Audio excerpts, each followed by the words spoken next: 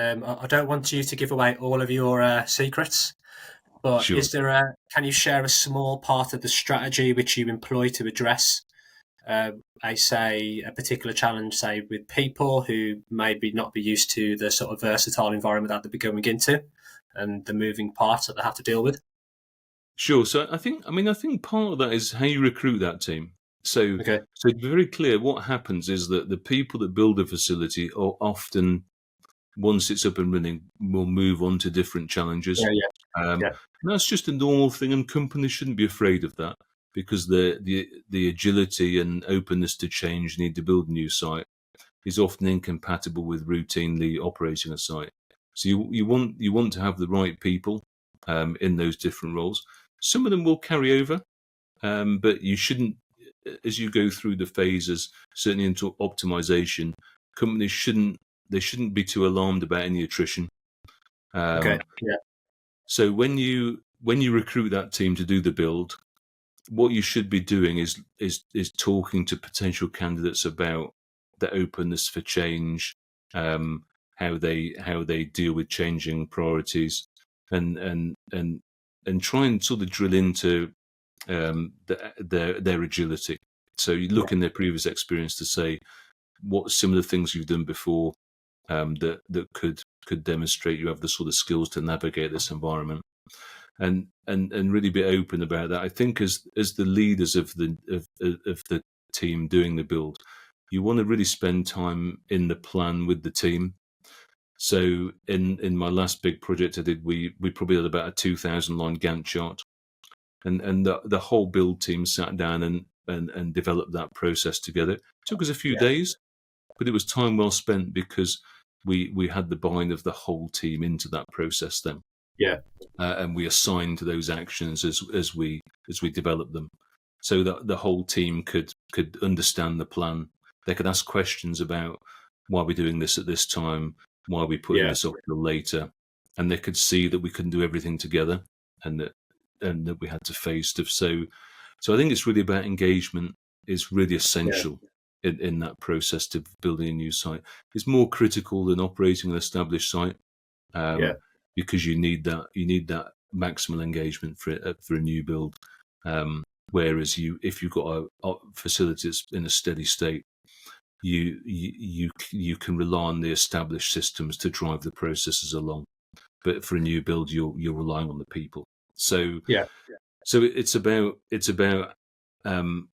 building the right team to get the facility up and running. It's about engagement with that team. It's about making sure that they understand their responsibilities in the process, and the classic stuff about holding clear and making those responsibilities clear, and holding people to account for those responsibilities. And giving them opportunity where if lots of stuff goes wrong in a new build, so getting people to be open about that. So I remember on the previous new build I did, we did we needed to make some exhibition batches at the time. They were really time pressured, and we had a sterility event during one of the batches. It was our best operator at the time, and he straight away, we had the sterility event, so he got QA, all the experts involved straight away. We went through the event that had happened. We worked out how to document it. We were able to write our way out of it, and the inspector actually looked at it as part of the approval, and gave us a clean bill of health on how we'd managed that event. But it was because the person who did it was engaged. It was just a mistake that anyone could have made. It was an error in the module. He fessed up straight away. He got the right people involved, and we fixed it. So, and that was because his engagement was right, and he understood what he needed to do. Yeah. It sounds like the culture is pretty critical at the very start of building that team, and creating that team cohesion. And putting the plan together as a team, as you mentioned many times. And it sounds like that's essentially the strategy to ensure success and to get people on the journey with you. For sure. No, you can't build it on your own, basically. Yeah, So, yeah, but there's a lot of challenges in the process. People need to be prepared for setbacks, and you need the team to feel engaged and enthusiastic. So when unexpected events occur, you've got enough kind of energy in the tank still to push on and get over them, basically. Yeah. Brilliant, Chris. Yeah, no, thank you for sharing your experience on new sites and going through that approval process. It sounds pretty intense. I'm not going to lie. Good fun. I mean, if you've got to sort of like that intensity. I mean, I quite enjoy it. You've got to be up for that, definitely. But yeah, it's good fun. Okay, brilliant, Chris. Thank you. And I suppose bringing back to QPs in particular.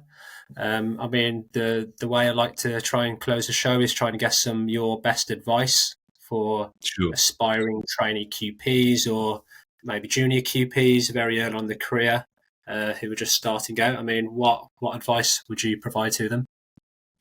Sure. So I think that the main piece of advice I'd give to anybody either wanting to become a QP or starting out, or even anyone in who's reasonably experienced at QP is, I think the first thing to do is think about the end user.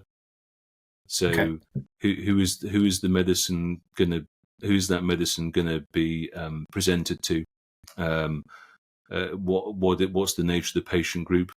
And keep those in your thoughts when you're looking at challenges and issues as a QP. Because it's easy to be worried about what your reputation, the company, what people might think of you for your decisions. That's a natural human thing. Yeah. It's easy to worry about the regulator, and you'd make a decision, think, what would the regulator say? But the person you want to think about first is the end user of the product, the patient. So when you're making your decisions, be guided by your thoughts about them, and it's the reward as much as the risk. So I've made products for people who are very, very ill, and you can the reward is bigger than the risk in many ways. So if somebody's very, very poorly, there's no alternative for the medicine. The patient would expect you to take a little bit more risk on their behalf to get them that medicine, and you do need to think about that. And that's not to say you should be cavalier or do things that are wrong, but you may want to think more carefully about that patient group. You may need to go further and do more work to get the medicine to them. You may need to go an extra mile for that group. Whereas looking at consumer health products, then it's a different thing. Why would you take any risk with a consumer health product? You need to go to the next batch and put it behind you. But where I've worked a lot on blood products, so the supply of the raw material is limited. The patients are often very ill. Where you find the problem, you've got to go the extra mile to fix it because the patients are relying on you for that medicine. So my advice to you is do think about the patient first.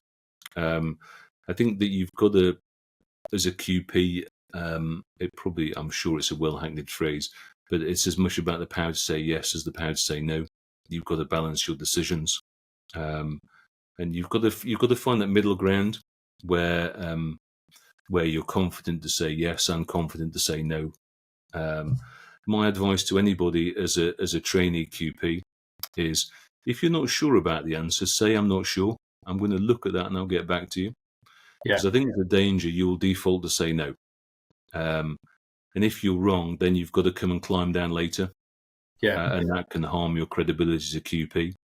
So if you don't know, and after 30 years of doing this, I still come to lots of stuff where initially I look at something and think, I don't know what's going on here. This doesn't make any sense. So what I'll say, everybody stood around thinking, well, you're the QP, just tell us the answer.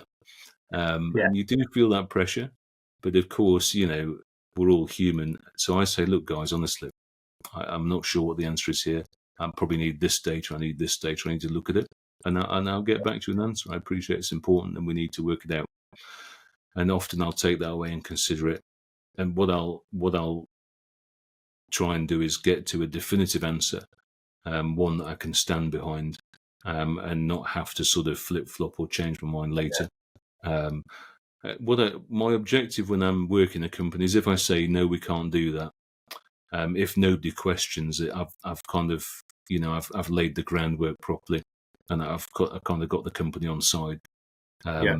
Whereas if folks think I'm going to maybe flip flop and say yes later, I've failed to manage expectations. So I try and give that definitive answer when I'm happy I don't have to change it. But there's a temptation to QP when somebody asks you a question you don't know the answer. You want to default to no, and my recommendation is default to I don't know. I'm going to figure it out. You might want to give a time frame to that, but I think it gives you an easier life as a QP if you do that. Yeah, brilliant. Yeah, that's superb advice for trainees and QPs in general in terms of the thought process behind decision making. So thank you for sharing that, Chris, and a great way to end the show. So thank you so much for your time.